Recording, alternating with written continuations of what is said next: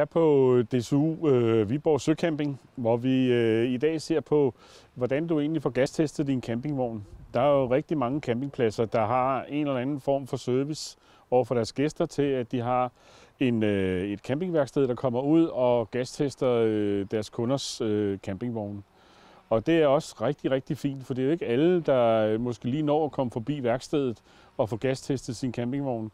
Og så er der også, kan man sige, for nogen måske, der ligger mere permanent fast, at der er det rigtig godt, at man kommer ud det her værksted og får kontrolleret ens vogn, og tingene findes i orden. Der er jo ingen krav om, hvad det skal, men vi vil klart anbefale, og det gør vi også i vores hus, det daglige anbefaler for alle folk, at de får deres gasttjek taget ved 3 år. Vi har mange campingpladser efterhånden, faste campingpladser, som vi har aftaler med hver år, at vi kommer rundt til. Og der kan vi også se, at folk er blevet bedre til, at de tager hver andet år. Altså nogen, der, når vi kommer, så er det ene år, og så næste år, så er det den anden halvdel af pladsen der. Men vi tager i bund og grund, så foretager vi os det samme som det, vi gør hjemme på værkstedet.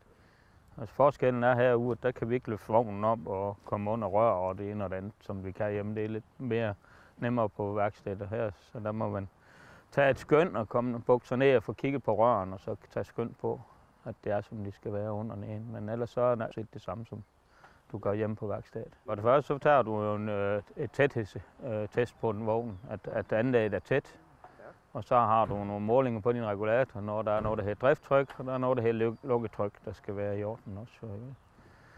Og så går man ellers i gang med at måle de forskellige forbrændinger i apparaterne og tjekker ventilationen. Med den her installations- og servicerapport, altså gastesten, der kan man se ud fra, hvad der er udført på ens campingvogn. Og her kan man se, der er jo altså skiftet både regulator og slange. Sikkert fordi regulatoren ikke kunne holde sit nominelle gastryk, eller måske sit lukketryk. Der kan være flere ting.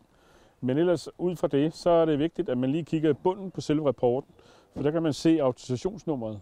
Og med det nummer kan man gå ind på Sikkerhedsstyrelsen og slå det op, for at finde ud af, om autorisationsforholdet så også er i orden. Andet, man læser ud fra den, det er, at man kan se, at ens ovn den er blevet renset. Man kan se ud fra ens forskellige gasforbrugende apparater, at de er blevet testet. Selve aftrækket er blevet målt, for at finde ud af, om det brænder skævt, eller det brænder rigtigt lige. Ikke? Så man kan altså få rigtig meget ud af at læse lige og bruge lidt tid på at kigge på, hvad er det egentlig, der har været udført på ens gasinstallation.